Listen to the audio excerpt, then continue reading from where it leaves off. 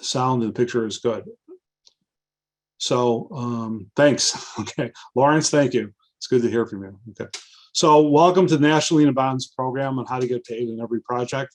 You know, if you have questions as we go forward, please, feel free to chat like you're doing now. Thank you for letting me know that Zoom is working. It's been a great technology for all of us during the pandemic, and in actuality, it's just a great way to communicate. I'm in Chicago, Illinois. I'm the founder of National Lien and Bond. If you're not aware of the program that we created almost 40 years ago, construction lawyers and I got together. We have today a website called mechanicslien.com, but 40 years ago, we basically had a directory where there was not a lot of them, summarizing the mechanic lien laws in all 50 states, and we did it on private, public, and federal projects. So looking back, it's interesting to see what all of us as a construction law group and notice service group was able to put together. Looking forward, we've had hundreds of thousands, if not almost 1 million projects that our collective team have worked on. So helping people like each one of you get paid is our passion.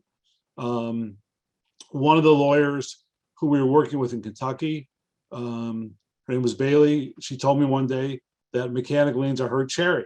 And being a Midwestern lawyer and resident of Chicago, I didn't quite understand what that meant, but apparently she was passionate. So what you'll find is that I hope you're as passionate as we are as legal professionals in the steps that need to get you paid. So as we go forward, we're going to go through principles. I think I want to ask a question before we start. And a lot of you are subs and suppliers. There may be a GC that snuck in here. I wouldn't call them the enemy, but they're certainly, most of them, very well and professionally minded. But lately, it's been very difficult in overcoming some of the tactics that some of these GCs come up with. But we're going to kind of look at that. So in order to do that, when you're extending credit in construction and you're doing it to your customer, do any of you know whether you're extending credit as a secured creditor or as an unsecured creditor? So those people that think that they are unsecured, perhaps you can just text me or chat, and let's see whether you think you're secured, let me know, or whether or not you're unsecured. So let me wait for a second. Okay, Kimberly says unsecured. Jamie, unsecured. Chantal, it was too fast, unsecured. I couldn't see that, Chantal. George says unsecured. Let's see. A couple more.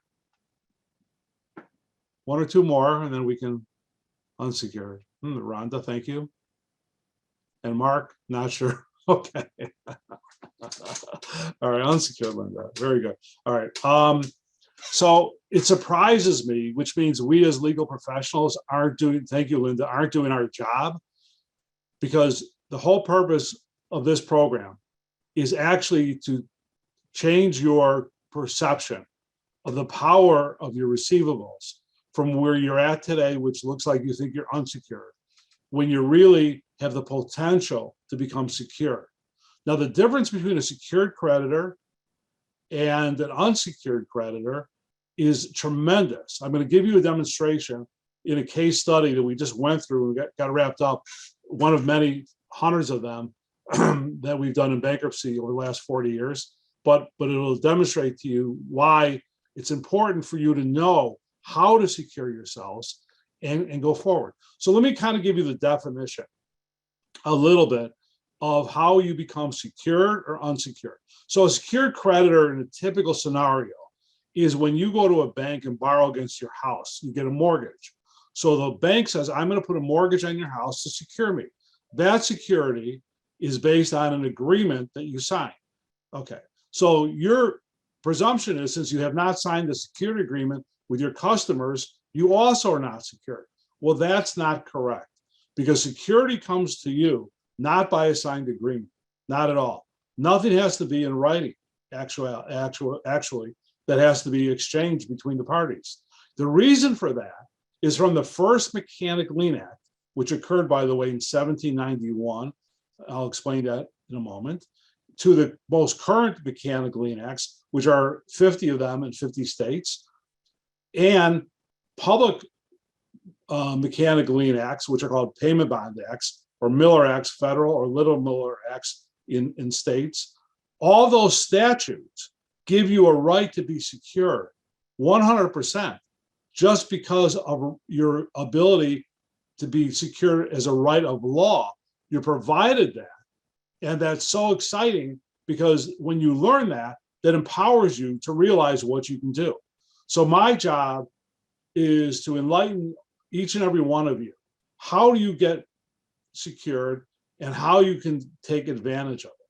So your power to become secured, unlike a private transaction where an agreement is signed, such as a mortgage, such as a loan document. Many of you may have lines of credits with banks. They take your accounts receivable and your inventory and equipment as collateral. No, you don't need that. The statute for the mechanical lien rights gives it to you. So when you do that, all you need to do is follow the steps I'm going to explain to you today. We're not going to get involved in that specific in every state, but I'm going to be very involved in what you need to think about, where you find out the information and how you can protect yourself. So here's how this works. The first thing you need to do in your review of whether or not you're secured is understand the state you're doing business in and the type of project that you're involved with. So let's take, for example, the state of New York, okay? New York has a private mechanical lien laws and a public mechanical lien laws and a statute for bond claims. So in that state, you now decide, okay, what project am I dealing with? So let's just take, for example, it's kind of easy to understand, and this applies to all 50 states. So I think it's important for all of you to understand this. And I want to focus on this example as being something you're going to walk away with. Because if you understand this one statute, you can then understand the 50 other state statutes and 50 other public bond statutes that exist. So this law is the federal law. And we're going to use example in New York. So what state are you doing business in? New York. Is it private, public, or federal? Well, in this case, it's federal. And what is your role on the project? So now that you understand these questions, then we're going to be into a situation where you're going to get the answer. So you feel very strongly about how you can protect yourself. And you do that as follows. You determine, okay, what does the federal law provide me? Well, the federal law is called a Miller Act. It provides me, let's say you sell a post office job in New York, then you're going to go ahead and sell your customer. So now you've identified, I'm in New York, it's a federal project, and my customer is the general contractor. So what are my remedies and my rights in that situation? We're talking mechanical liens, but in this case, it's government, so it's bond claims equivalent to mechanical liens, and the same principles of compliance will apply, which I'll explain to you.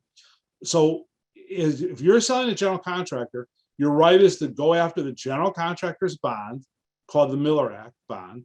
It's required in every contract over $75,000 for every construction job in the United States, or when possible, not in a war zone, throughout the world when the U.S. government contracts construction.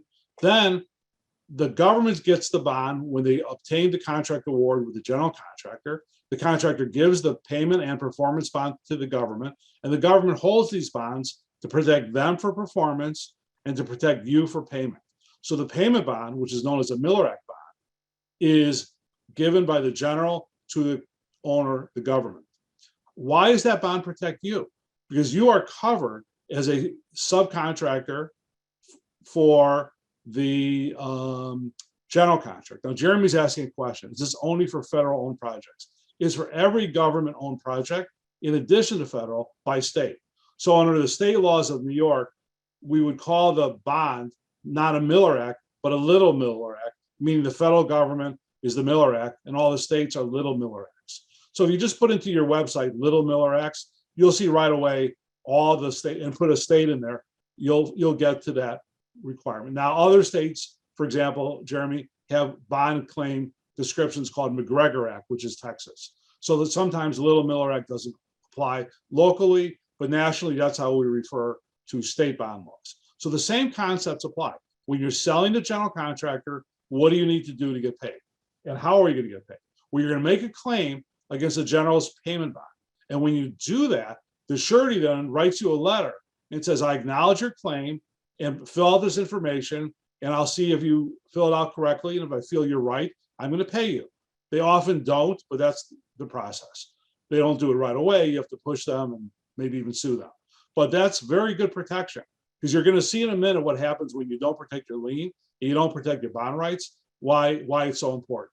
But right now, let's stick to the general contractor and the general contractor bond, and your relationship is a subcontractor or a supplier to the general. So that's called tier one.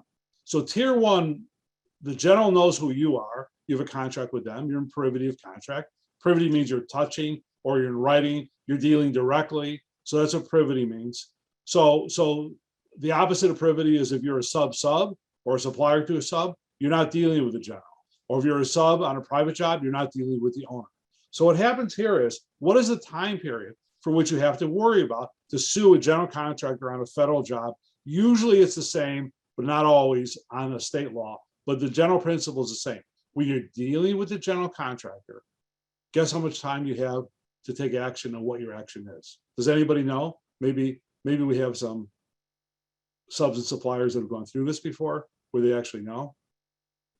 Okay, I don't see any responses yet. So let me speed this up. So the time period, okay, Kevin said 90. Kevin, that 90 days you're referring to is not applicable to when you're dealing with the general contractor. The reason is the 90-day notice you mentioned exists, but that's for somebody who's not a general, not in privity with the general. But that was a good point. So when you're dealing with the general contractor, you end up with 1 year to file a lawsuit. And Jeremy's got that pretty close, 360 days. It's 365 days or 1 year. Why do you have a year? Because you're in privity, the general knows how much money he owes you, and you know how much money you have coming. There's no question. Come on. The general contractor doesn't know what he owes you. You don't know what you're owed. Of course, you're in direct privity. How can you not? Okay. So you don't need a notice. The reason I'm pointing this out, I want you to know in all 50 states, why do you need a notice? When do you need a notice? And when you don't need a notice? You do need a notice when you're dealing with the general contractor on a public project, federal or state. You don't need a notice. And on a, usually, some states may be different, but for 99% of them, that's correct. And for federal, it's 100% correct. And then when you are not dealing with the general contractor, a notice is required. So the reason I want you to understand, and I want to make sure before I go on, any questions people have, I want to really have them get a thorough understanding, because it's pretty basic. So, ladies and gentlemen, what I'm saying to you is on a federal job, or similarly on a state job, typically, even though there are some differences, but mainly the same, when a sub or supplier is dealing with the general contractor, you can file a claim and sue them within 1 year. So I mentioned two things: file a claim without a notice anytime within the 365 days from your last day of work, and file a lawsuit within 365 days from your last day of work, because you don't need a notice. So if you think you need a notice, you don't when you're dealing with a general contractor. Now, that same philosophy, the reason we're using this example, is true on private jobs. Think about this. If you're a GC or a prime or a sub dealing with an owner, come on, do they know or don't they know how much they owe you? I had a job recently where I'm representing the general contractor in Ohio, and he's a very good general contractor, and the owner didn't have enough money to finish the job, so he's playing games. The general and the lawyer are pretending they don't know the amount of money. They don't know the money. I go, how do you not know the amount of money? My client's dealing directly. Well, we just don't know. I go, then you just don't care. Because if you knew, okay, which you should know, then you should admit you owe us the money. Now, how do you not know?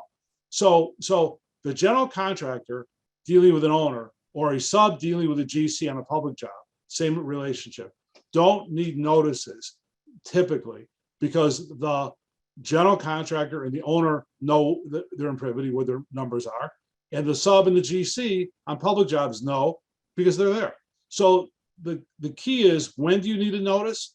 okay, when you don't need a notice. On public jobs, you don't need a notice when you're dealing with the general contractor. And on private jobs, you don't really need a notice when you're dealing with the owner for the most part. There may be other steps and some other requirements, but generally speaking, when you're dealing with the owner on a private job, you don't need a notice, just like on a public job when you're dealing with a contractor.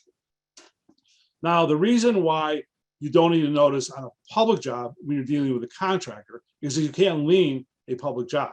So you're going against the bond, and the bond was given by the GC to the government. So you're a step away in that situation, but it's important to know the same analogy applies, because when you go against the bond, not the property, the bond, the general gave the bond, and that's where your remedy is. So the person who your remedy comes from, a lien would be an owner, a bond would be a general contractor and its bonding company. That's when you don't need a notice. Okay. So when you're in privy of contract with the owner or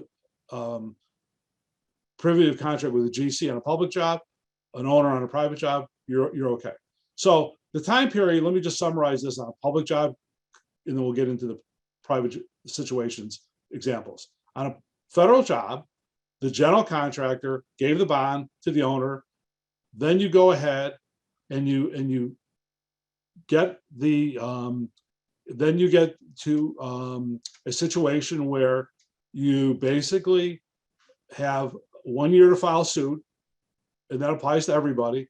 And then if you're a supplier to a sub or a sub, then you have 90 days from last day of work to send your notice. Now, why is that? Why does a supplier to a sub or a sub have a notice requirement when a subcontractor or a supplier with a prime does not? Because you don't have privity.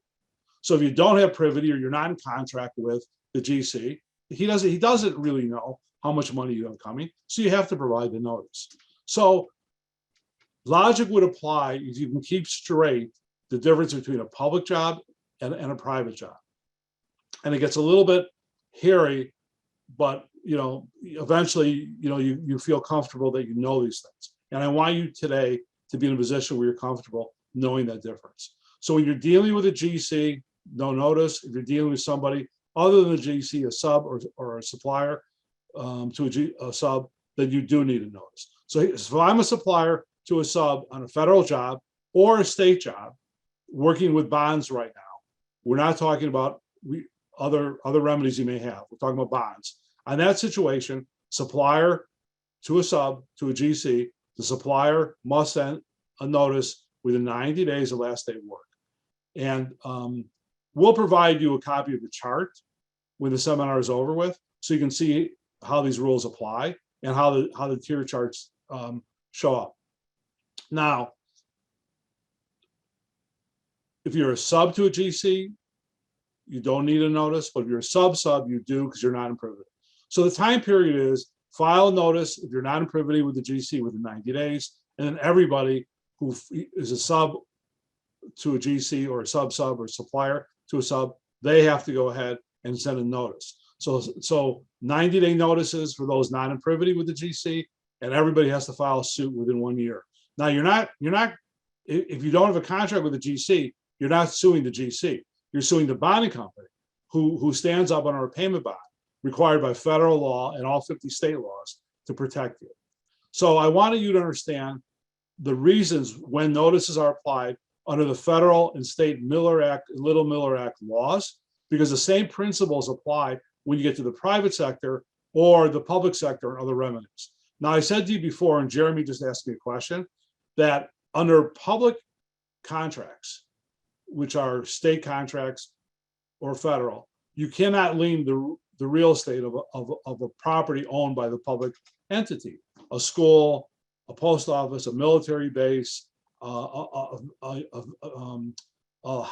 vet hospital, GSA building, a courthouse, a park district, a marina that's owned publicly. Anything owned by the public agencies, a water park, recently we have a situation there, you cannot file a lien against the property.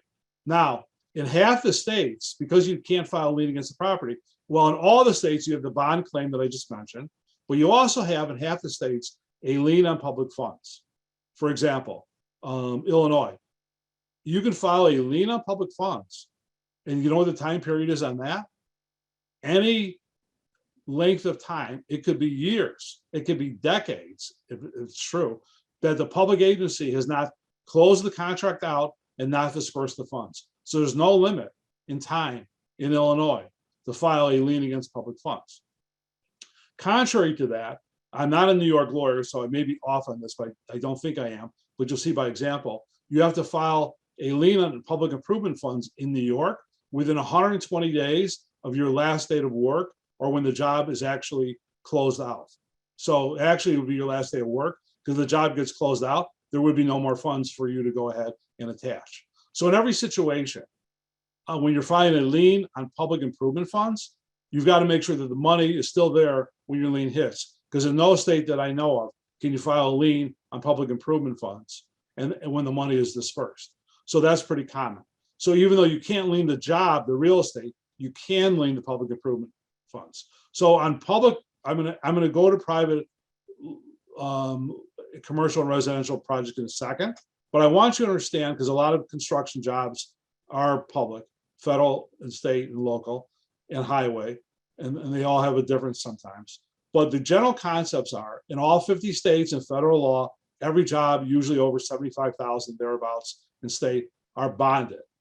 And in half the states, you then can file a lien on public improvement laws. Now, the same requirements exist for the most part on public improvement laws. If you're dealing directly with the GC, you're usually not required to put a notice out.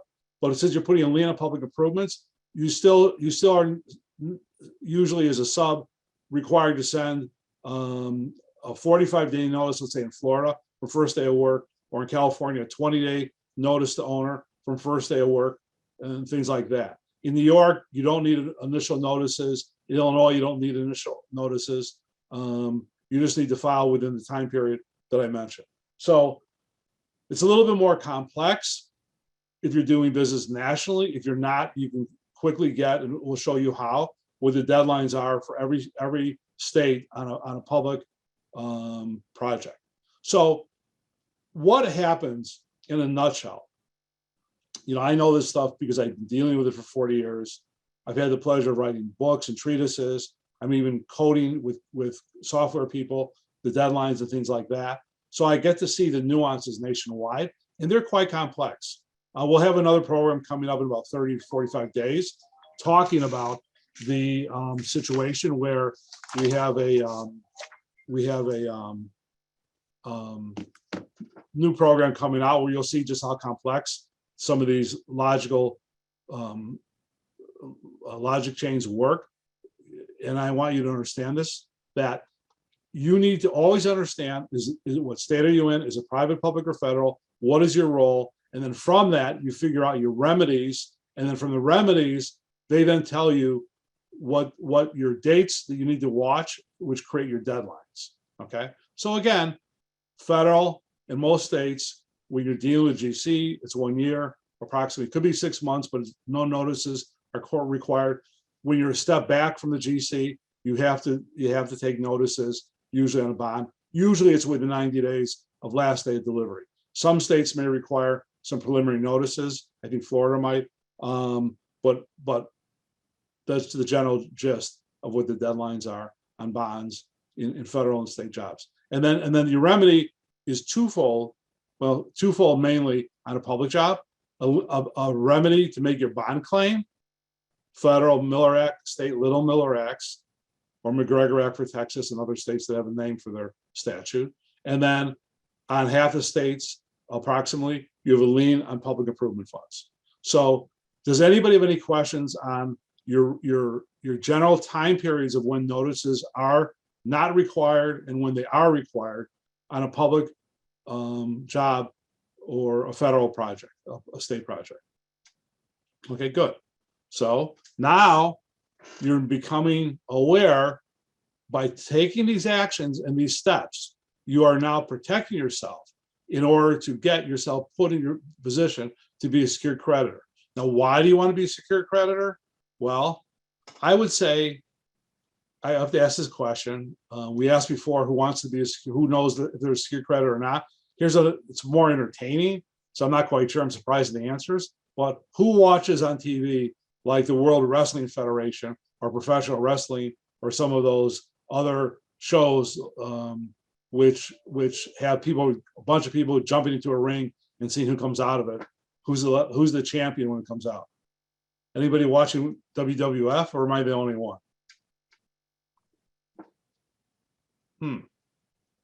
Well, I don't know if I can use that as an analogy, but I'll try.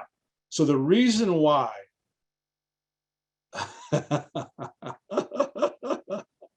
okay. Thank you, Maria. She goes, you're the only one, love. So here. So the reason why you want to be the champion, and I know how hard you work, every one of you, every day. And in doing that, you deserve to be paid. And if you do something wrong, you should address it in good faith. But when you're correct, nothing should stop you from exercising your rights. And the same thing is true when the wrestlers go into the survival series in the World Wrestling Federation ring, or when you have, you know, men and women competing in tennis and other places. Who is the one that's going to end up being the champion when you're all done? Who's going to win that softball tournament? Or who's going to be that basketball champion? You know, which team is it going to be? Because effectively, your company is a team, and you're competing essentially for your legal rights and your monies a little bit when you get on a construction job. And the construction job is a team.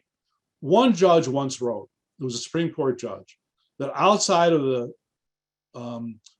the theater of war, which we all sadly, unfortunately, are witnessing right now, there's no other chaotic activity other than war, but then construction, which is also a pretty chaotic set of activities and actions.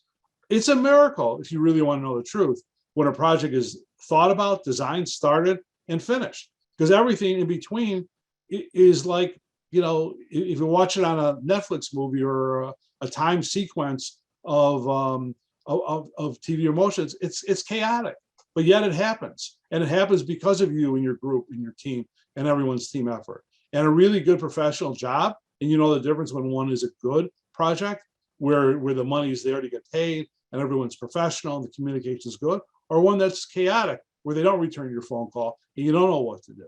So in doing that, becoming a mechanic lien holder, a payment bond holder, a lien on funds holder, gives you security that you didn't need anything in writing and you received it because the statute gives it to you. So how do you become, and why do you want to become a secured creditor? So let me show you what happens in a recent situation. Give me a moment. I'm going to put it on my screen. I think you'll enjoy this. 1 minute here. Let's see. Here we go. Okay.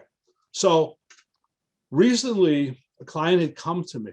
Oh, I have to share my screen too, though. I don't think I'm sharing my screen yet. Give me 1 second.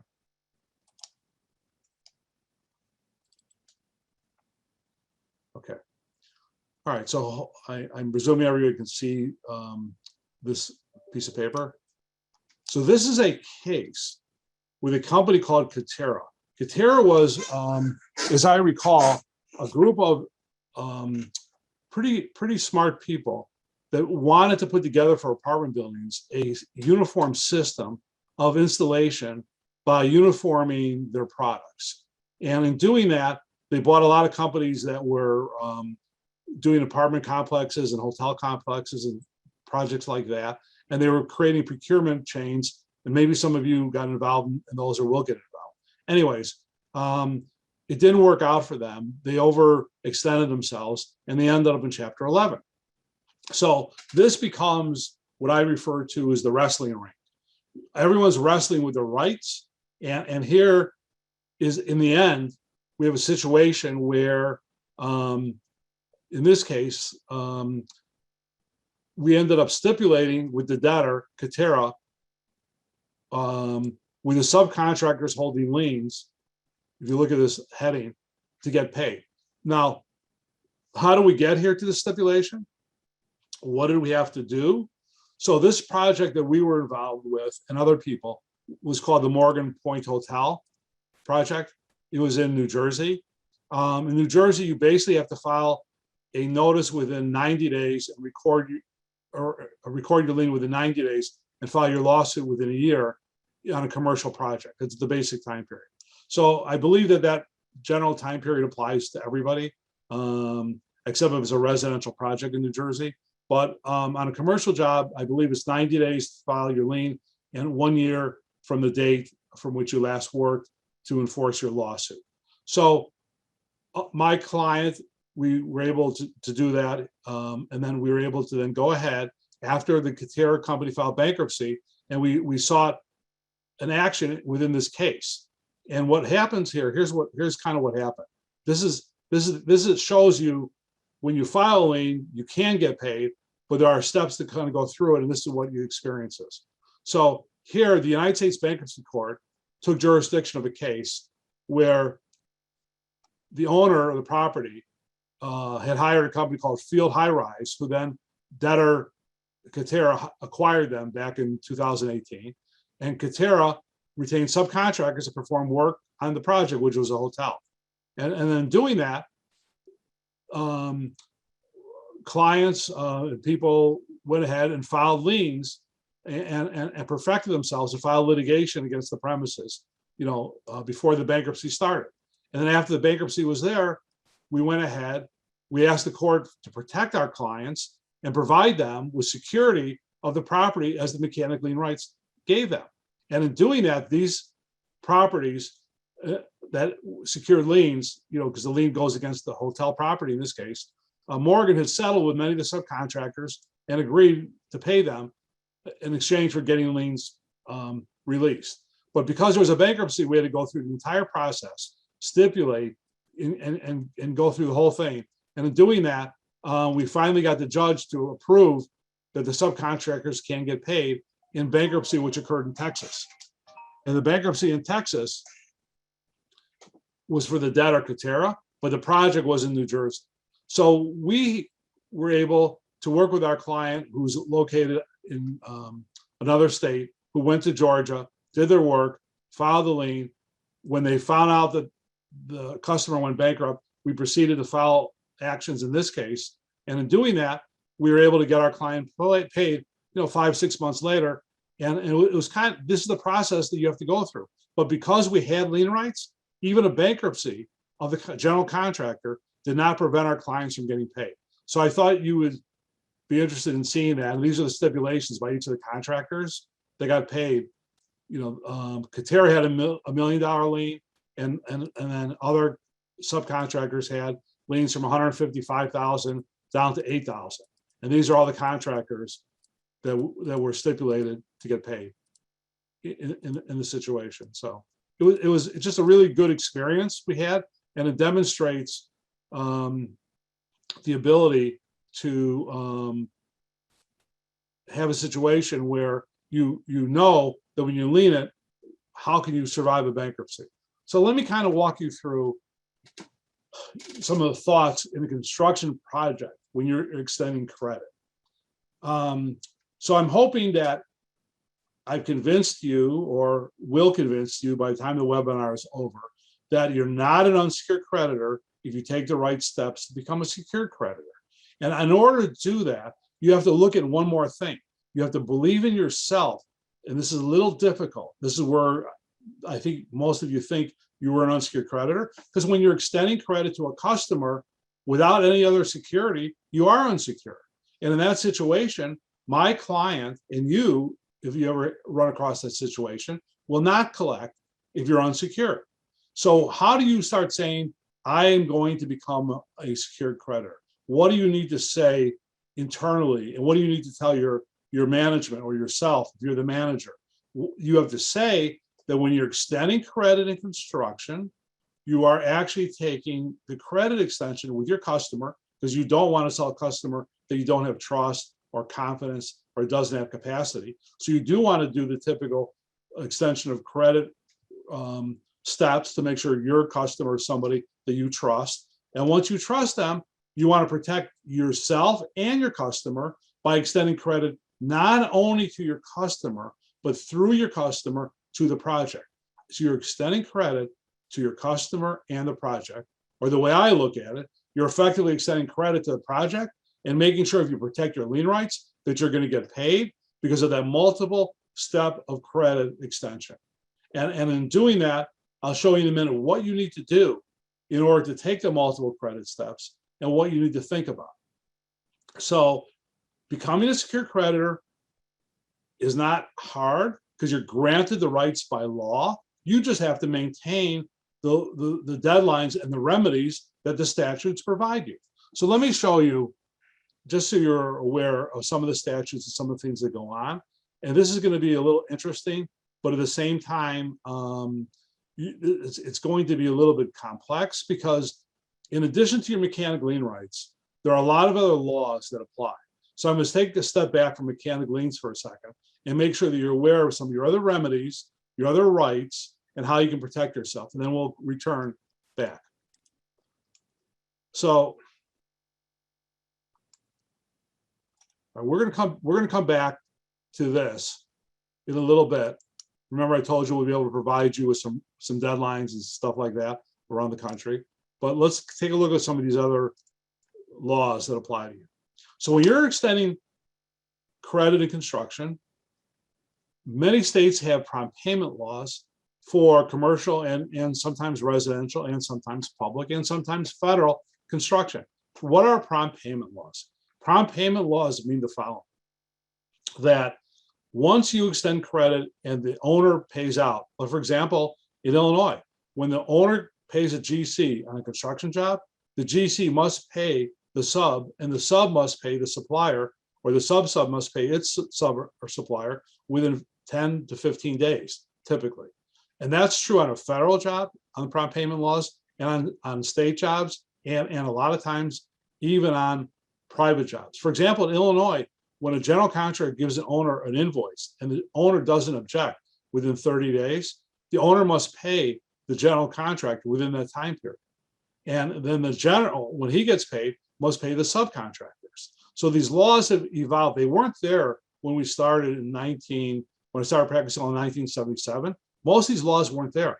The American Subcontractor Association, people like yourselves, the Home Builders Associations, the supplier associations, all got together. And it's very important for you to support those groups because they are the ones that have created what we're historically the beneficiaries of now. So those are the prompt payment laws. Does anybody have a question on what is prompt payment and what the requirements are? So if you want to take an example, in Alabama, let's say, the owner to the prime, the owner must pay 30 days after the invoice unless agreed.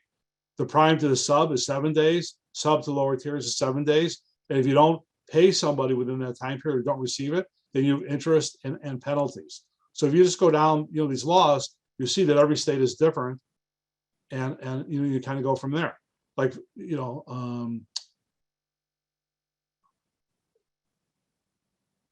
here's the District of Columbia, where there's 15 days from the owner to the prime, 7 days from prime to sub, and 7 days from sub to lower tiers. So once the money is paid out, it's supposed to be paid out fast.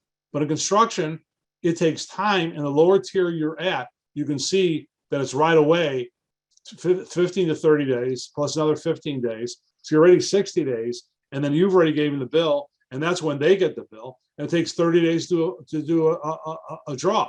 So in reality, if a GC takes 30 days to do a draw from when you did your invoice, and then the owner gets it and pays it in 30 days, that's 60 days, and now you're 15 days left. So you're already out almost 90 days every time a construction draw comes to a lower tier sub. So you've got to be careful that you don't let your rights run out, because even the law doesn't protect you on prompt payment, but it does help. Okay. Then there are laws that say, oh, what happens if, like in Pennsylvania, we just had this situation like last week. It's ongoing right now. There's a company out there, I won't mention who they are, that funds general contractors to do rehabs of apartment buildings and single family homes. There's a lot of single family home construction being funded by hedge funds. It's a new development. You know what these hedge funds do? They tell the general contractor, who then tells the subs, you can't lien these jobs. You're going to waive your lien rights in advance. Well, in some states, let's take a look. This one was in Pennsylvania. Can you waive your lien rights in advance? Let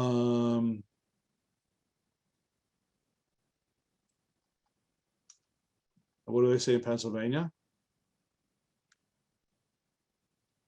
I know the answer, but I want to just double check what it was back here. So on non-residential buildings, remember we were talking single-family homes which are residential, a waiver against waiving in advance your lien rights is against public policy and void for the most part. So you're usually protected. However, residential, you can waive your lien rights. And when you do that, you lose your rights. I'm guessing that's what this section is down here, because I did study that last week. And so on residential buildings, you can waive your lien rights, but on commercial buildings, you cannot. So these are the state laws, that define these things. And then here, what happens if you have in your clause that you have to go argue your case, like in this case, that's one of the reasons we were looking at Pennsylvania law, not only in the waiver of lien rights, but on dispute resolution. Here's what happens. Out-of-state contractors love to take you, particularly to three places: Texas, California, or New York. And their laws apply. You have to argue the case or the arbitration in their state laws. And in doing that, you have a situation where you basically are forced, if you do work in New York or Florida or somewhere else, and your contractors from Texas, they love dragging you to the Texas mediators and arbitrators that they use all the time. Go see if you like that. So when you have in your contract a clause, a dispute resolution, that says the laws of California or the other state apply, the state that you're not in, I'd worry about those laws. Now, because they're unfair, a lot of state laws, we'll go back to Pennsylvania here too, because it was something that we just looked at last week. So let me see if I can do it.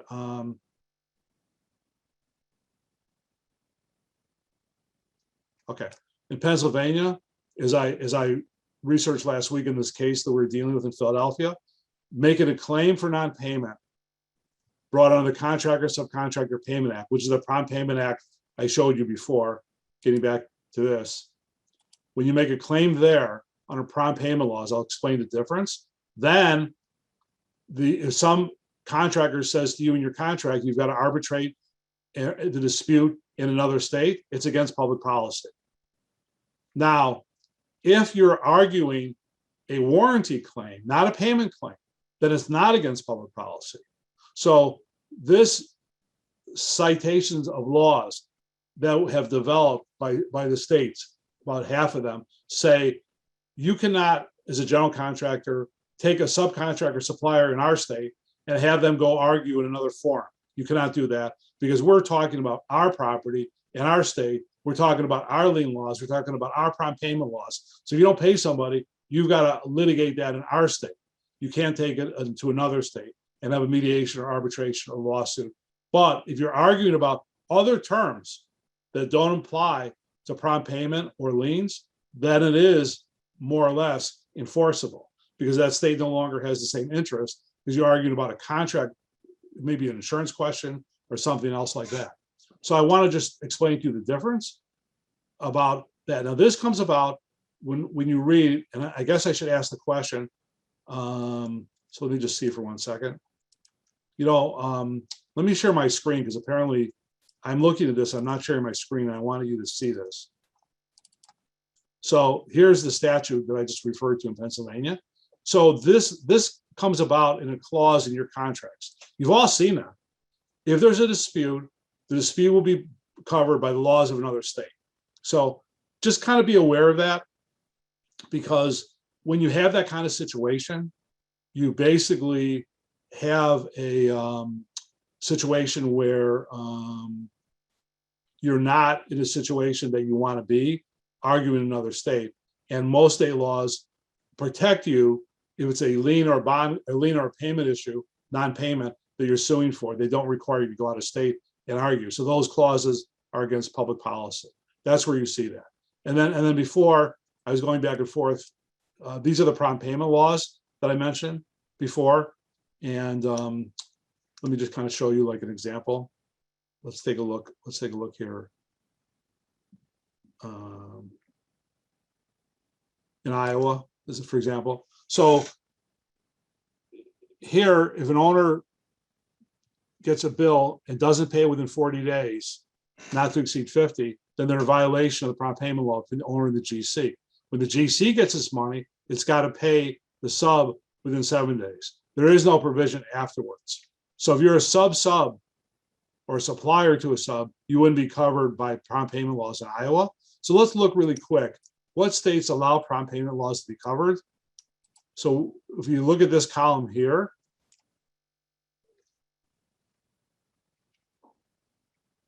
Illinois does, Kansas does, Kentucky does, Louisiana does, Maine does, Maryland does, Massachusetts does, Minnesota does, but a lot of them have no provisions, like Mississippi. Missouri does, Montana does. Montana's a pretty good state for construction. We have a nice office up there that we're working with lately. It's been kind of fun. We get to see the snow and big sky stuff. Nebraska does not.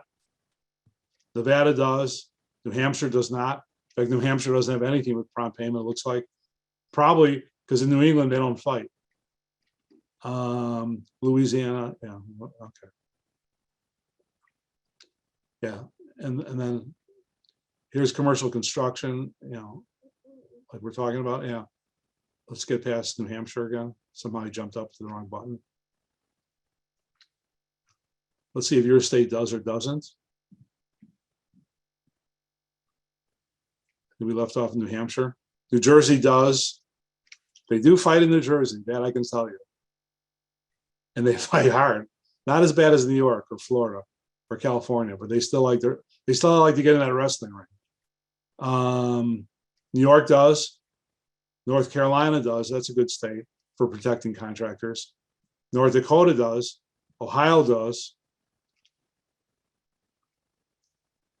Oregon, Oklahoma, Pennsylvania, not Rhode Island.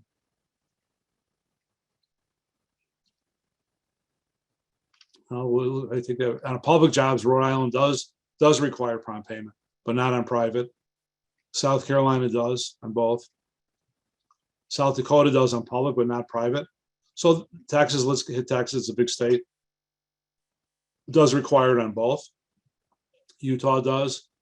Virginia does not include it, which surprises me because the first lien law came out of Virginia, which we'll talk about later. And Washington does on public, but not private. Anyways, I just thought you'd be interested in seeing that chart and some of these other laws. So let me quickly go through it. This is the waiver of construction laws that we talk about where you give up your lien rights.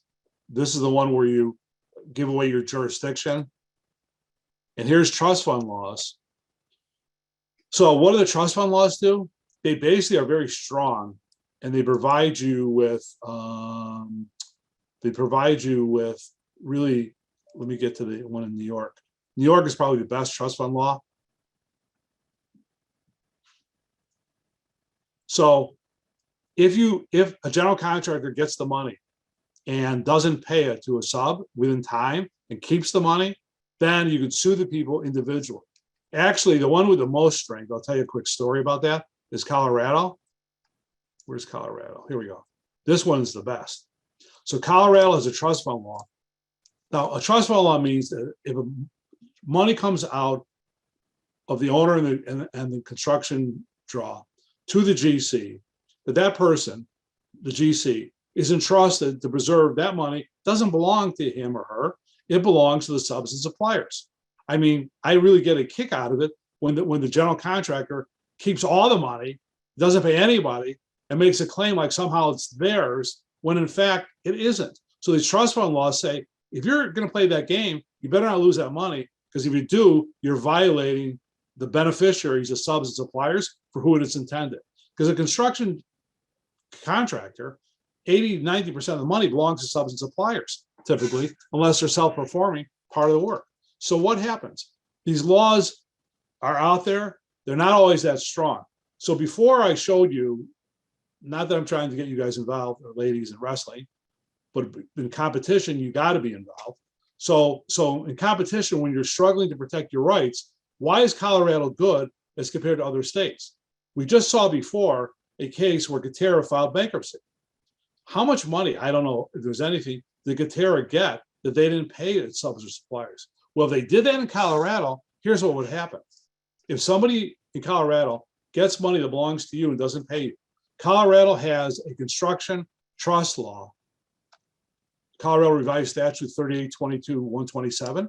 It provides that all funds dispersed to a contractor or sub on a project subject to Colorado Mechanics lien law are held in trust for downstream subs who may have a lien against the property. However, where the contractor or sub to whom the disbursement was made has a good faith belief the lien is invalid or subject to set off, no trust is created. Well, we'll get to what that means in a second. Colorado imposes, however, personal liability upon the officers controlling the disbursement of funds who divert trust funds to other obligations of the contractor or sub. In many states, if somebody like Katerra went bankrupt,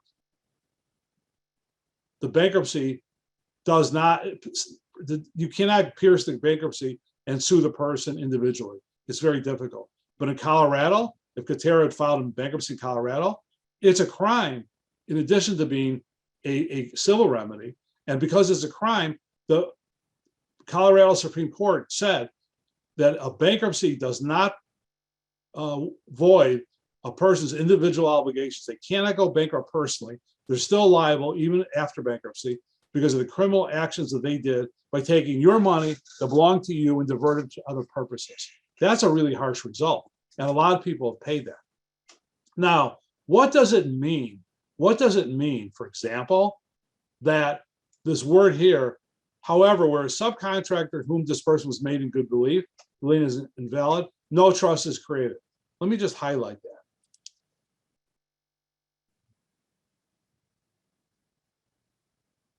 Oops, that didn't work. Hold on one second.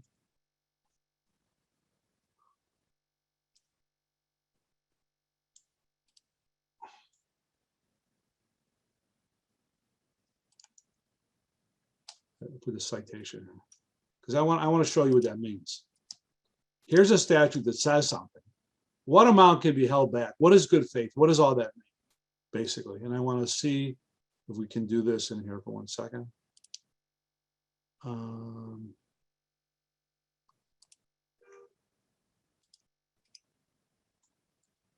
sending this to all of you so you have that. So we're gonna get into what this means in a second. Okay. So before we do that, let me just see if there are questions. Okay. Yes. Okay. Yes, we will get the recording. Jamie will get a recording, I believe. Remedies are available. The remedies available for prompt payment would be interest like high interest rates, attorney's fees, stuff like that.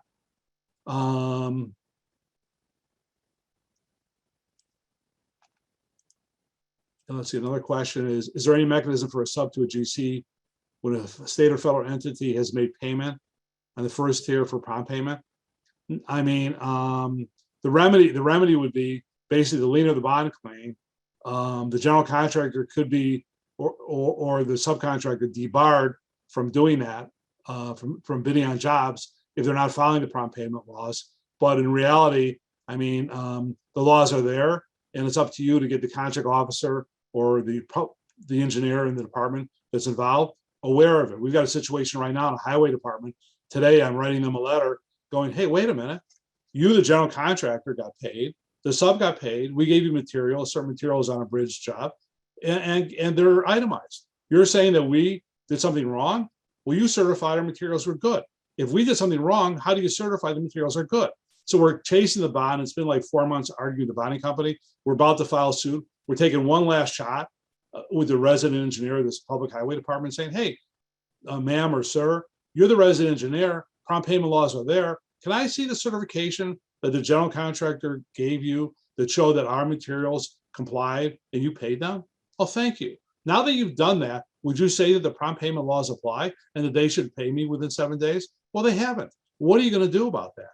In this particular state highway department, they have policies where you can set up meetings and stuff to talk about it. You got to be careful, though, if you're an owner of a public agency, because you can't get too close. You've got to pay you're contracted to GC, you really can't pay the sub or the supplier.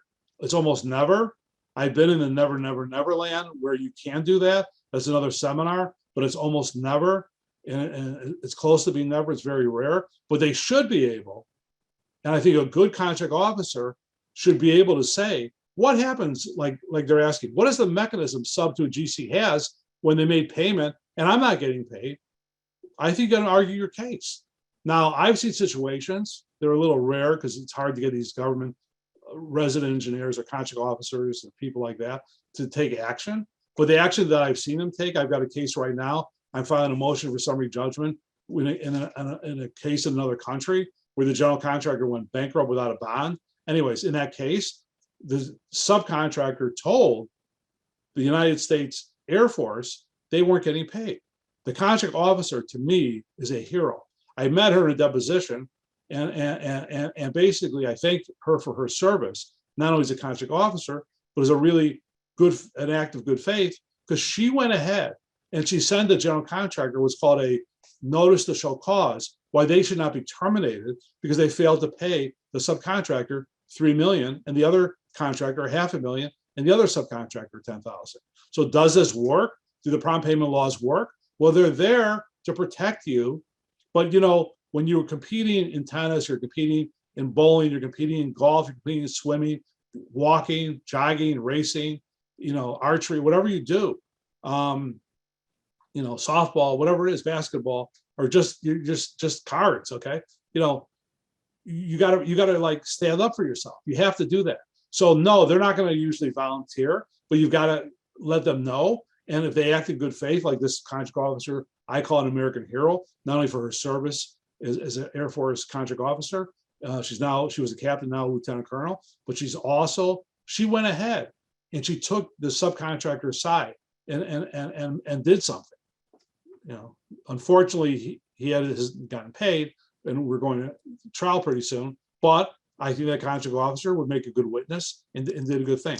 All right, so I wanted to look back at some of the questions. I don't know if we're going to have time for all the answers and questions, but I'll just try. I want you to see, though, this kind of relates to your question. What do I do when I'm not getting paid? Where a contractor or sub has been believes there's good faith dispute, no trust is created. So that's what they get you on. No trust is created. Okay. Now let's talk about something, because there were some recent cases. Let me just double check this. Hold on. Let me see if I can find this. Give me 1 second.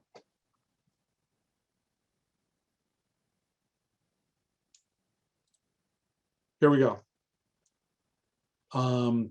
It's kind of funny because when we're in Zoom as lawyers, we're kind of doing the same thing I'm showing you right now with the court. Showing our screen, showing exhibits, showing witnesses, exhibit depositions. So we're kind of used to. So I'm getting better at it. Didn't take me 5 minutes like usual to find a document. So here is the answer to the question that you raised earlier. What can I do? How do I prevent somebody from saying, hey, I have a dispute with the sub, I'm holding the money back? Well, in the Supreme Court of California in 2018, this case, United Rigger and Erectors versus Coast Iron and Steel, they went ahead, the Supreme Court, and I really love, let me just read this with you. I really love this beginning because it tells the whole reason why you're here. This case is about construction, both physical and statutory. Spurred by late payment problems in the construction industry, the legislature established statutory payment deadlines and imposed penalties on owners who delay paying their direct contractors and on direct contractors who delay paying their subcontractors. Can you believe it? Here's the Supreme Court of California talking about what we're here discussing right now and addressing something that I think you'll find very interesting. The court goes on and says, but these strict deadlines include an exception relevant to this case. Direct contractors can withhold monies from subs in circumstances where a dispute has risen between the parties. So we just saw in Colorado law, I sent you the statutory provision. When there's a dispute, there is no trust in good faith. A dispute in good faith. What does that mean? So the court said we must decide whether this exception allows withholding when there is any dispute between the parties, or only when there's a dispute directly relevant to the specific payment that would otherwise be due. The Court of Appeals, this is a Supreme Court reviewing the Court of Appeals decision, adopted a narrower construction. I'm guessing the state court did not, and we agree. So here, a subcontractor had to go through a trial court, an appellate court, and got to the Supreme Court. Talk about persistence for you and for me and for everybody that's in construction. Congratulations to them. The dispute exception excuses payment only when a good faith dispute exists over a statutory or contractual precondition to that payment, such as the adequacy of the construction work for which the payment is in consideration. What does that mean? It means if you didn't do your job, you're not going to get paid. But what if you did your job? Like, for example, I mentioned this client of ours in Ohio. It's a general contractor working on a hotel. He did 98% of the work, and then he got terminated and was owed almost $1 million. What part are they arguing about? What is good faith? What is that part of the $1 million? We'll get into that a little bit, but let's see how the court deals here. Controversies concerning unrelated work or additional payments above the amount both sides agree is owed will not excuse delay. A direct contract cannot withhold payment where the underlying obligation to pay these monies is undisputed. So let me just highlight that word. Okay, undisputed. Okay, that's an important word, and that's the kind of thing that you can go and get yourself. So we just looked before as to what can you do when these prompt payment laws are there to protect you. Nobody's helping you. So the strategy is let somebody know, break down what's disputed, break down what's undisputed, and make them pay you the undisputed amount, putting pressure on them. And this case is a good case for it. So as it happens to be, the case here was in Universal Studios, and they went in to build a new ride at the theme park. So next time you go to Universal Studios, Coastal Iron and Steel is a direct contractor. He designed, I guess, the ride, Transformers. Interesting. We were talking World Wrestling Federation. Now we're talking Transformers, my favorite subjects, at least when I'm with my grandchildren. So you can only imagine how I raised my children. Anyways, so the issue here was Coast Iron was contractually responsible for making payments to its subs, one of which is United Riggers. I don't want to bore you, but if you want this case, just ask us for it and we'll get it for you. But let's get to how the court ruled down below. Is the court going to allow payment for the amount that's not in dispute? Here's an interesting concept where they talk about other cases. East West Bank emphasized the purpose of the prompt payment statute was to ensure timely payment of the retention as soon as the narrow justification has been served. As remedial legislation, the statute must be construed to suppress the mischief at which it's directed. That's a good way of saying, I'm supposed to get paid, and what are you up to now, you general contractor? An interpretation allows ongoing retention when the work is being retained has been completed to everyone's satisfaction, and the period for liens has passed would not do so. So East West Bank's observations are sound, which means it looks like the court's leaning in that direction. So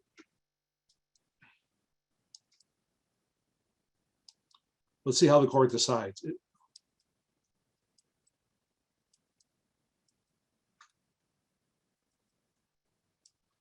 This interpretation, what it's about to make, comports more closely with the prompt payment statutes underlying the remedial purpose. That is, to get rid of the mischief of people withholding your money, as it said above, to ensure timely payment of undisputed amounts to contractors without impairing the ability of payors to withhold amounts as security to obligations when those specific amounts are in doubt.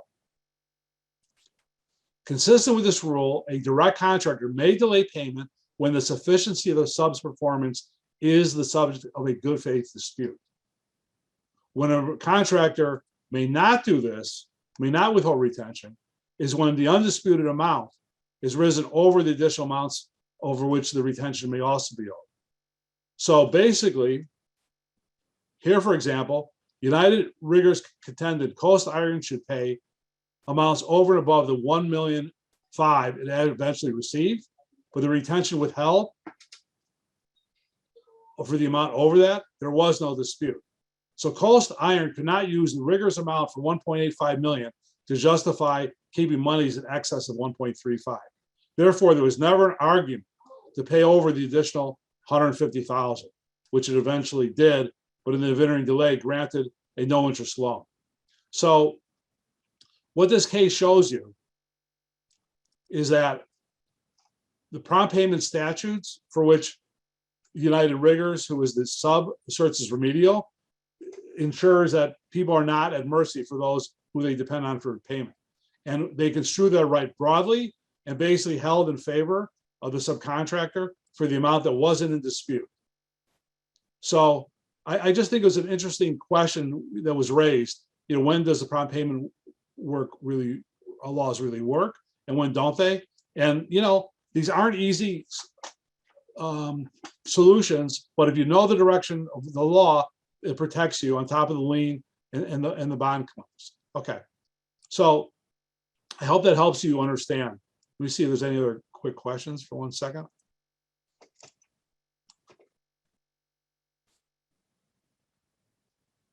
No, good. Okay. All right. If you have any questions, let us know right now. I think we've handled most of them. Okay.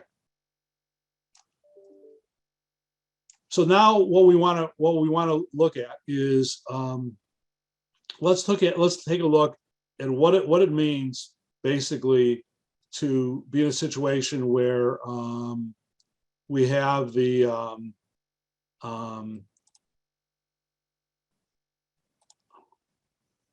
what do we need to do to protect ourselves? Give me 1 second here.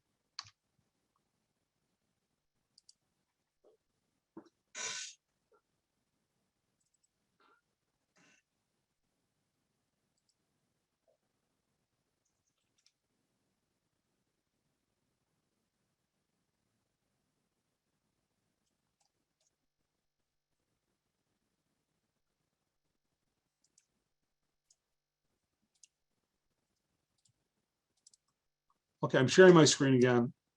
So here's how we work nationwide, and it was an interesting system that was put together almost 40 years ago. It started out 40 years ago. Most of these cases that we talked about today, most of these laws didn't exist. Myself and a lot of the really hardworking policy people at the AGC, the AIA, the ASA, the local groups of builders and home builders, the Home Builders Association, National Home Builders Association.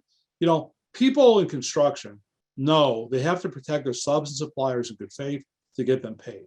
They know they've got to get their work done, and they know who's getting the work done. And it's not the general contractor. The hard work is being done, and most of the money is being dedicated beyond the general to you, the subs and suppliers. And an owner who gets a proper set of plans and detailed enough to make the job run professionally and be able to fund the job with the owner's equity plus the amount of the construction loan, that would equal the total budget or the construction cost that was done properly. And everyone knows that if you have construction, you're likely to have a situation where you also cannot expect that construction won't have changes and cost overruns. So a properly funded construction job is something that you're looking for. So when we talked earlier about how to become a secure creditor, how to stay secured, know your remedies and rights, which we're going to talk a little bit more about what we need to do that and how that works, then you're going to see you basically, when you're extending credit up the line, you've got to know that that project is properly funded.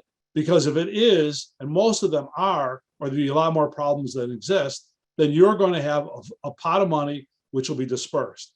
Now today in construction, the construction project costs are funded either 100% by the owner, which is the government typically, by bonds and other things. Some corporations, like a Disney or something, might have, or in this case, Universal.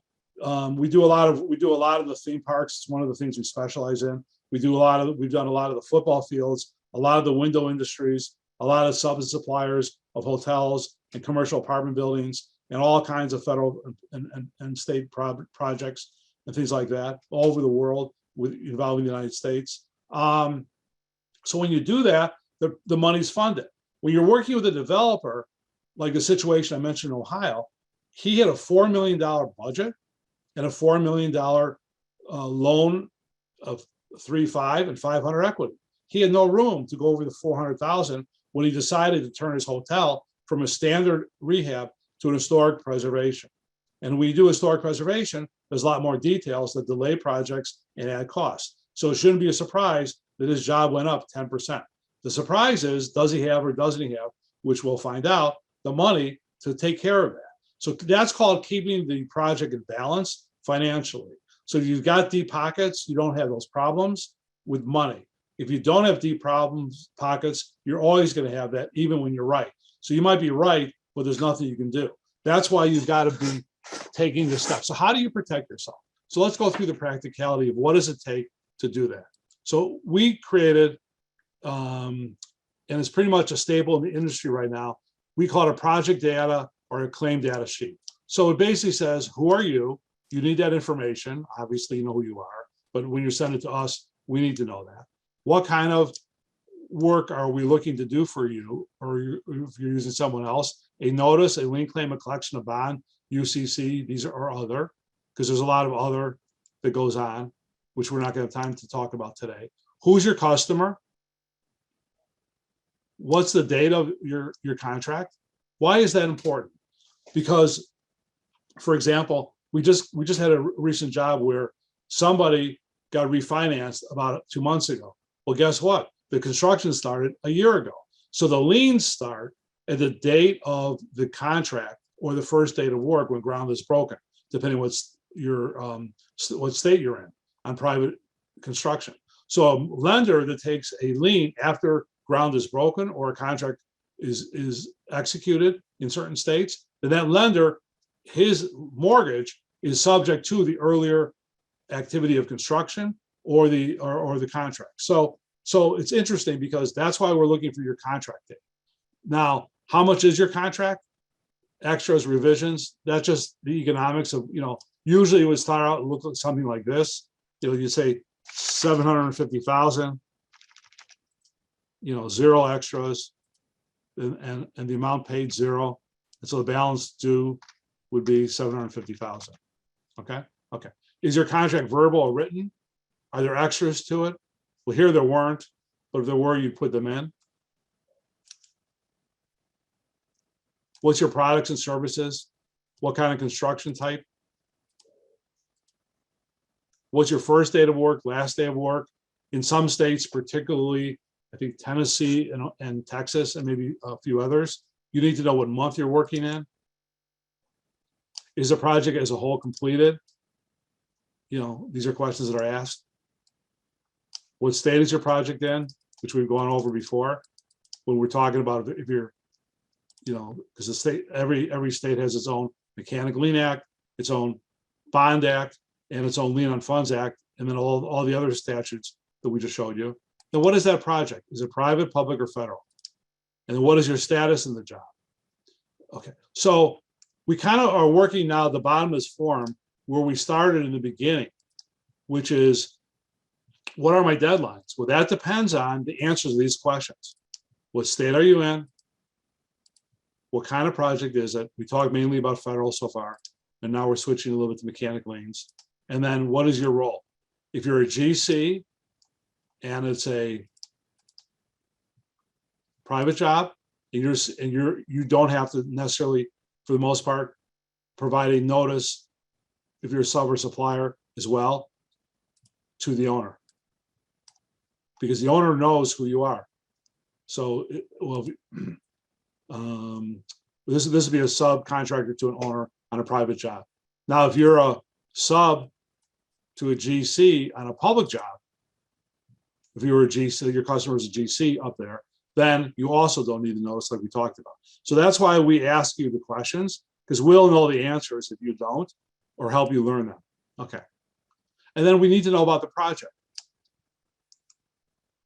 Here, what's the project information? Who's the project owner?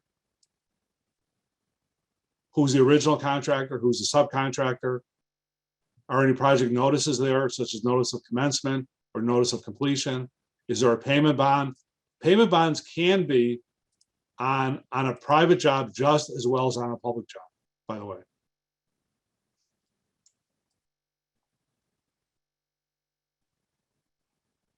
And what are your credit terms? What documents do you have, and so on and so forth, once you hit this. So once somebody clicks on this, by clicking on this and giving the information, it goes basically whatever state it is to our central office, and it gets reviewed by the local office, what's there. And then we come back and tell you what your lien rights are and things of that nature. So I just thought you'd be interested in seeing what a project data sheet looks like and going from there.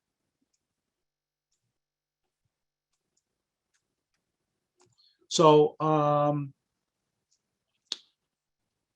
basically the next step we're going to get into, and give me 1 second here. I want to, as we're talking, I want to find something that I can show you.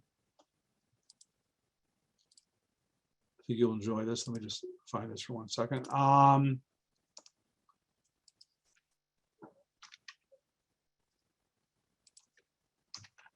Is what lien rights do we have, you know, in different situations, and those come up, you know, particularly like in, you know, the private sector. We've gone a little bit on the public sector. So I'm getting ready to show you something. I have to, like, for 1 second, remove the people's names.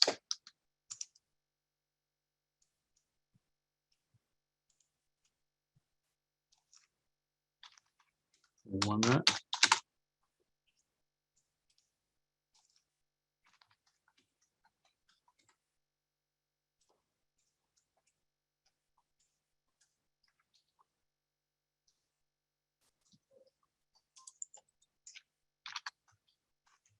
So what I'm going to show you in a second here is once we get the information filled out, what are the requirements, and how are they communicated by our office or by your local office that you're working with your attorney or one of our local providers. Okay.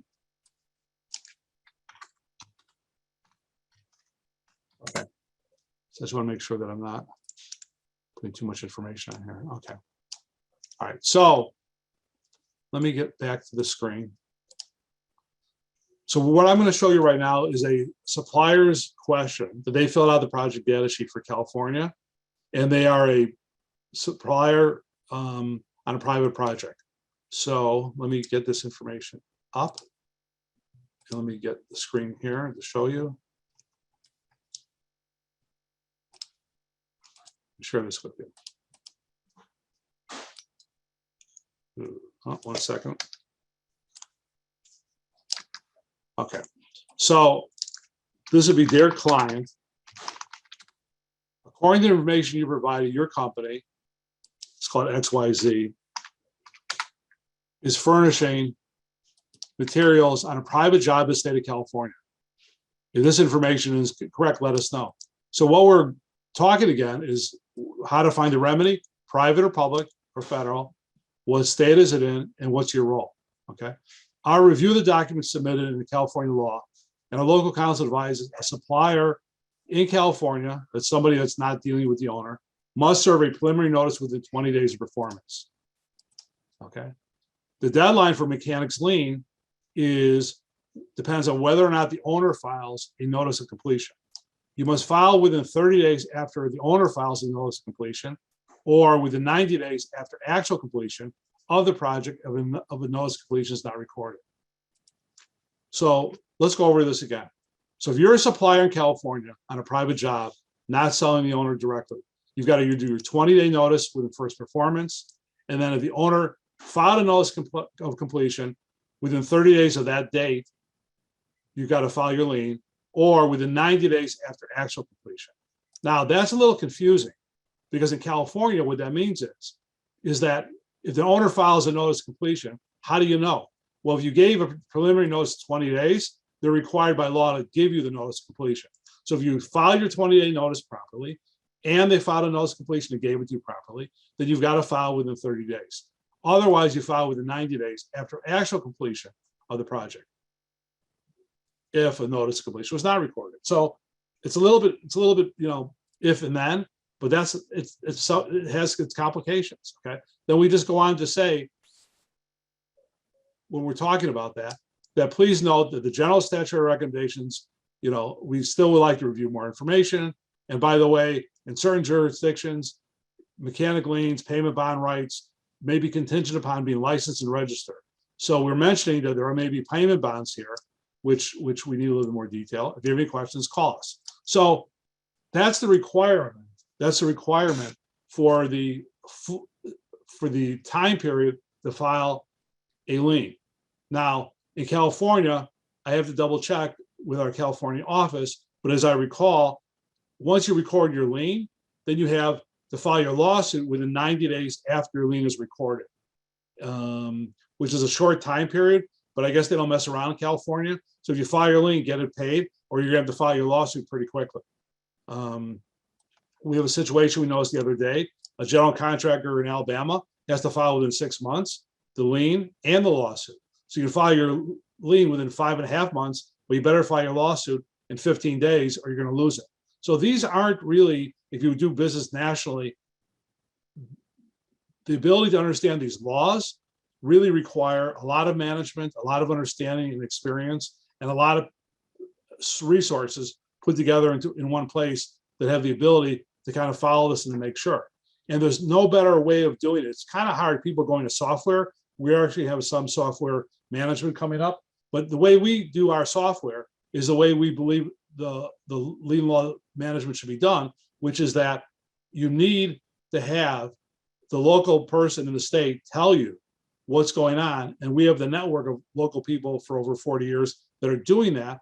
And we work with them every day in every state where there's a problem, where our clients have these issues. So here is what the time period was in California. If you're a supplier to a sub, 20 days from your first day of work. And then you've got the file lien within 30 days if a notice of completion is recorded, or within 90 days if a notice of completion is not recorded. And then you've got 90 days after you file your lien to file your lawsuit, as I recall, but I have to double check because I think I know what I'm talking about, but I'm not a California lawyer, so I can't promise that I'm 100% right. That's why we defer. We would ask the California lawyer just to verify that. In New York, for example, once you record your lien, you have to file within 1 year. In Illinois, it's within 2 years of your last day of work.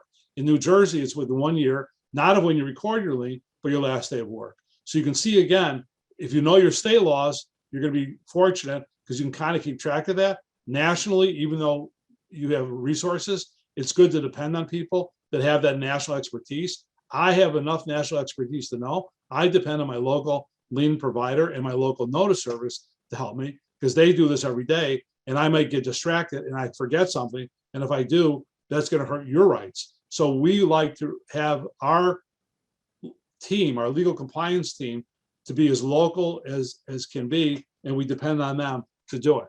And we work with them to find out the initial deadlines, but they're the ones that actually do the work. So even though I've been working nationwide with our office here in Chicago, National Lien and Bond Claim Systems, which is mechanicslien.com's company, and we're the general counsel to it, our law firm, Emil Farb, Swan and Bain.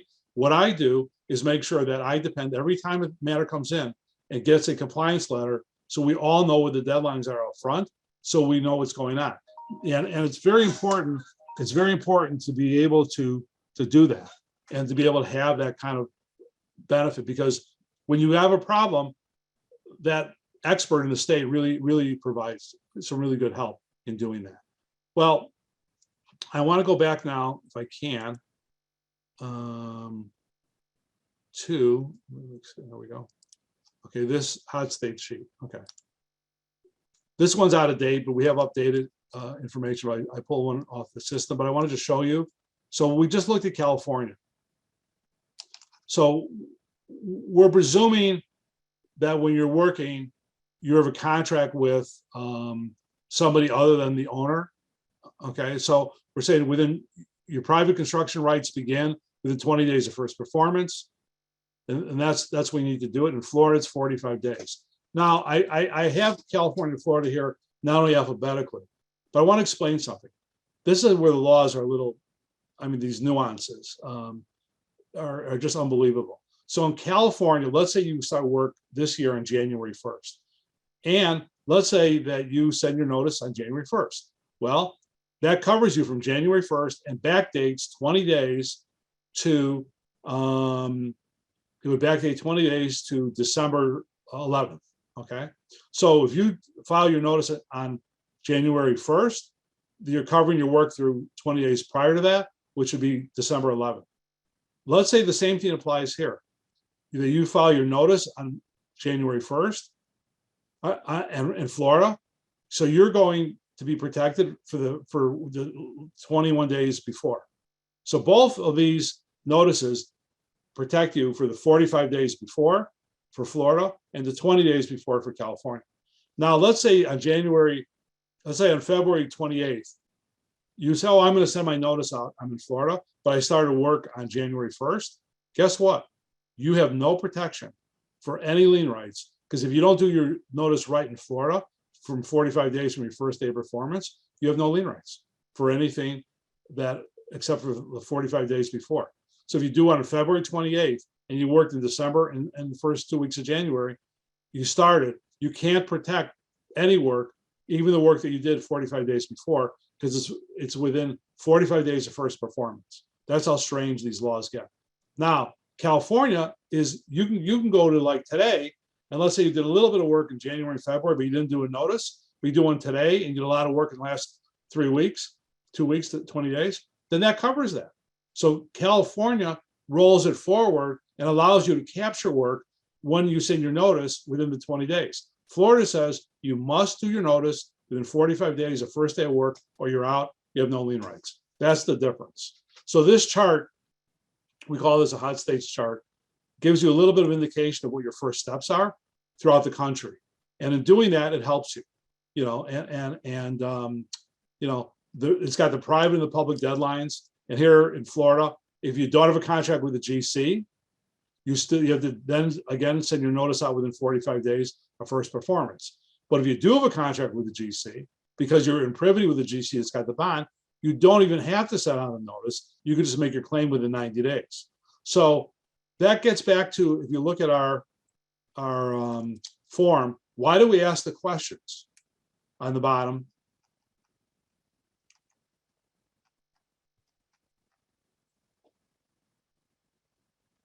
Where are those questions? Oh, here, okay. What's your status in the job? Is it public, private, or federal? And what state is the project in? So these three areas, one of the webinars coming up, the next one and the one after that, we're going to show you how all this works in the automation and the back end of the software, how the answer to what state is it in, what project type it is, and what's your position will then tell you your remedies. And from your remedies, it tells you your date fields, and that defines what's going on. So all this information that we're talking about, that we're in the process of programming and updating and working with, and some other very interesting, fantastic ways to manage your deadlines, they basically came from, you know, all this information, which with this hot state chart really was part of a mechanical lien, a national lien and bond slide chart. And part of it comes from, which we also have still, our directory of the laws in 50 states. So if you have any questions now on a state law particularly, we have probably another 5 or 10 minutes. I want to make sure I'm at least answering the questions. And you know, if you're chatting, so if you have any chats, let's see. Okay, here we go. Can you cover notice of contest of lien? I'm not sure. Let's see, Maria, when you say contest of lien, are you talking about a discharge of lien? Because if you are, if a lien is filed, there's kind of a trend which I don't like. I like it and I don't like it. I mainly don't like it. It used to be when we started practicing, you could not bond over a lien. You could not discharge a lien. Today, general contractors whose money this isn't comes up, and we file the lien, they bond it over. It's good to have a bond. It's better to have a bond than not for security, because now instead of chasing the property itself and foreclosing on and fighting with the lenders over priority, you just go after the bond. It's a lot easier if you get a judgment to get a bond company to pay you than fight with a mortgage company over foreclosure. It's a faster process, but it forces you to go to litigation if the GC is acting in bad faith. So if you're asking about, Maria, which I'm not sure, maybe you can clarify, can you cover the notice of contest of lien? I would like to know more information of what you're saying. I'm presuming you're saying, what happens if you bond over the lien? Somebody, what can you do that? So I don't like it when it's bonded over, because it forces you to spend more time and money. And that's not something you want to be able to do. One of the things, I mean, look, statistically speaking, we were in a mediation yesterday. And the mediation yesterday, somebody was trying to get paid on a job. And we went to the mediators, a second mediation. And during the second mediation, my client says, I don't like this. I'm not getting enough money. I'm ready to leave. The mediator's picking on me. I don't like what he's doing. I said to him, you can leave. Okay, you're going to go to trial in June. Probably will be continued to September. There are 10,000 plus documents, hundreds of thousands of dollars of preparation and discovery depositions, or you give a little bit of patience, because I think the mediator is really good. He's telling you what your risks are. He's giving you your ups and downs, but he's not telling you it's a final decision. We need to turn to the mediator now and tell him or her, hey, this is our number. We're going to leave here, by 5 o'clock. If you don't come up with this number, it's either yes or no. It's not very difficult, but you had to first, before you get there, explain your position, have the mediator explain to you the risks, explain to the other side, let's say the general contractor, the risks, and the parties have a better dialogue and communication. So I never like it. And every time somebody else, because it's not me, leaves a mediation at 12 o'clock, it doesn't work. Because you know why? Mediations actually don't end until 4 or 5 o'clock when everybody wants to go home. That's when people get serious. But maybe it would be smart not to do a mediation at 9 o'clock. Let's do one at 2 o'clock. Okay. Then they still want to go home, but mediators like to start at 9. So my recommendation is, all courts cases 95% plus settle. So be smart about how you do things and how you got to know your way around. So, okay. Oh, okay. Now Maria's clarifying her situation, which is different than what I said. I was talking about, which I misinterpreted. Thank you, Maria. I'll explain your question. Maria, what I was talking about is when you file a lien, they discharge it. When they discharge it by the bond, you end up in court. If you end up in court, you still end up in arbitration or mediation or settlement if you can, and try to get it resolved. Now, most court cases settle. So why have I never tried a case yet in my life? Because 97% of cases settle, and I'm in the 97 percentile. Other attorneys in my office, in my network, they try cases every day. I just don't try cases. I settle them. So the question that Maria was asking is, when they file a lien and the owner sends a bond, oh, that's another one. I'm sorry. Maria was asking, when we have a lien and the owner wants to contest, like for example, in Illinois, if you have a lien or other states, they go ahead and send you what's called a notice to enforce your lien. She uses the word, it might be accurate in another state, notice to contest the lien. That means that if you are waiting a year to file your lien lawsuit because you don't want to be in court and you get a notice contesting the lien, that means you better file your suit. In Illinois, it's 30 days. In the state that Maria's talking about, it may have 60 days. I'm not sure what state that is. But then, yes, you have to go ahead and file the suit. So we do that. We get calls all the time. Hey, I've got this demand to sue. What should I do? Don't ignore it. Within the day you get it to a lawyer. And if you don't have a lawyer that you're comfortable with, we do, let us know and we'll be able to help you. But don't sit on your rights. The other problems I'm seeing recently too, make sure you have a contractor license. We have a situation in California right now where they don't have a contractor license. They're not going to get paid. We have another one in another state in the South. They're maybe not going to get paid. So if you don't have a contractor license, you're hurting yourself, and make sure you have one. So when there's a bond up instead of a lien, like for example in Texas, yes, it's a situation there where the time period to file suit, if a bond is filed, goes from like 2 years to 1 year. So you've got to know that if the bond discharges your lien, the time to sue may be shortened because of that. Everything is state specific. And even though I've gotten 22,000 rules of logic I've looked at, believe me, there's probably another 15 to 20,000 that a question like this doesn't cover. So does a software program that software engineers put together, are they smarter than the attorneys in the state that do this every day? Probably not.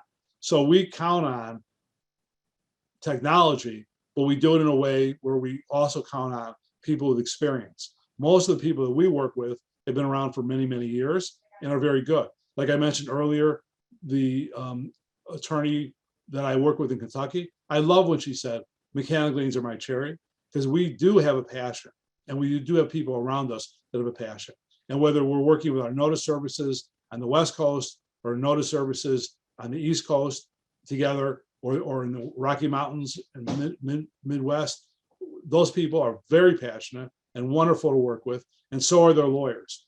I think you have to kind of like love the subject because it is complex and it requires not only like business sense, organizational sense, but it requires tactics and strategies. So let's see.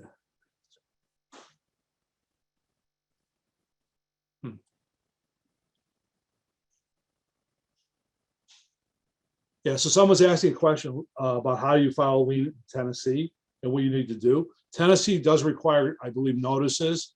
And if the owner doesn't pay, I'll send everybody this form on the chat that I showed. So if you need a specific question on a specific job answered, I'll let you know. But let's take a look. Let's take a look at what the requirements say here for first steps in Tennessee. I think this person may be a general contractor, so it may not apply. But the question here is, commercial within 90 days of the last day of each month, a notice is required in Tennessee. Texas has a similar requirement if you're a subcontractor. And I don't remember the exact laws of Tennessee right now, but if you have a question on that, I can get you the information sheet link. All you have to do, let me just show you, is I'll copy it and send it to you, and it'll come back to us, then we can help you find those answers. So let me send this stuff to everybody. So if you have a specific question, there's no charge for us to review this and give you direction of what you want to do for your initial reviews. Okay, just so you know. All right, so I want to thank everybody for coming. Let me just double check there are no more questions. Okay, here, okay. Okay, chat. Okay, all right, so having no other questions, let me kind of leave you with, it's kind of like, I don't know, it's probably a little bit, I think it's a funny joke, but I'll leave it up to you. It was told to me a long time ago. Some lawyers are better comedians than I am. So I thought it'd just be interesting. So a man, basically, he was a supplier, I think, in the lumber business here in Chicago, and he did a wonderful business, and he a typical family company, not a lot of which you see anymore, and he supported a lot of like subcontractors and lumber people, and a lot of times he came to me and he wouldn't leave the job, he wouldn't take their action right away. Some he did, some he didn't, and sadly, I don't know, 1990s he passed away, and I went to his funeral, and I noticed that all the pallbearers that were going were many of these names that I knew that he had given me as subcontractors that he really didn't file a lien. And I asked his son, I go, why? Why are all these customers of his the pallbearer instead of family? He goes, well, he thought it was only fit that during the lifetime, my father, he was a very nice man. He was sometimes too good of a man. But what he did was he extended them credit. So during his life, he carried them in an estate. So my father put in his will that when he died, he thought it was only fit that the subcontractors that he carried would be his pallbearers in the funeral, and they would carry him from the funeral home to the cemetery lot. So anyways, so basically by carrying him during their lives, he thought it was better that they carry him when he died and pay him back for all the credit that he provided to them. So we started this seminar out talking, are you an unsecured creditor? Are you a secured creditor? What can I do to protect myself? I think you've got a little bit better of an angle of understanding. So we talked about the bond claim laws. What we talked about primarily is what state is your project in? Is it private, public, or federal? And what is your role? And then from that, we determine your remedies, which are either lien claims or bond claims or prompt payment laws or trust fund statutes. And once you have your remedies, then you have to exercise them. And we establish what dates you have to keep track of and what dates you work in order to keep track of them. And then from that, when do you do notices? Well, when you're working with an owner directly in privity, you have none or very few notices. Same on a public job when you're working with the general contractor direct. But if you're working other than the owner and other than the general contractor in a public job, you better know your notices, you better know your rights and be in a situation. And it's very important for you to be there. And I want to thank each and every one of you for spending the time with us today. I sent you that form. Just try us out. I think you'll like it. And there's no cost for doing it. You'll find out that our passion helps you get paid. We like working with big and small companies, and we deal with the Fortune 500 to the family businesses. So good luck to all of you. I hope this has been helpful to you, and any information you need, feel free to reach out to us. Thank you very much.